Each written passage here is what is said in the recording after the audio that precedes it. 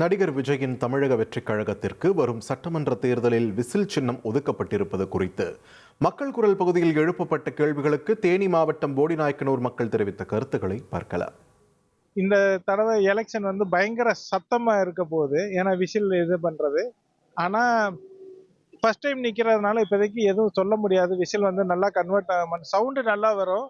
ஆனா ஓட்டா வருமான்னு தெரியாது. அதுதான் இப்போதைக்கு உள்ள பிரச்சனை. பார்ப்போம், பொறுத்து இருந்து பார்ப்போம். விசில் சின்னம் கொடுத்துருக்காங்க. அந்த அளவுக்கு மக்கள்கிட்ட விசில் சின்னம் ஒரு பரபரப்பா தெரியல யாருக்கும். டிஎம்கே ஏடிஎம்கே சீமான் கூட அந்த அளவுக்கு தெரியல. டிஎம்கே ஏடிஎம்கே தான், ரெண்டுல ஏதாச்சும் ஒன்று தான் வர்றதுக்கு வாய்ப்பு இருக்கு. மற்ற சீமானோ விஜயோ விசில் சின்னமோ மற்ற எதுவுமே வர்றதுக்கு வாய்ப்பு கிடையாது. அப்படியே கிடைச்சா 2% 3% ஓட்டு கிடைக்கும், அவ்வளோதான் கிடைக்கும். பெருசா அவங்க சாதிக்க முடியாது. இதுல இன்னைக்கு இருக்கிற காலகட்டத்தில் ஆளுங்கட்சி எதிர்கட்சி நல்ல பெரிய பெரிய கட்சிகள் இருக்கு.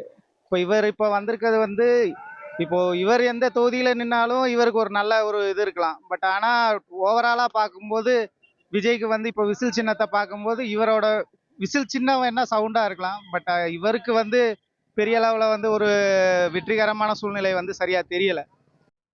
மக்கள் குரல் பகுதியில் போடிநாயக்கனூர் மக்கள் தெரிவித்த கருத்துக்களை நாம் பார்த்தோம்.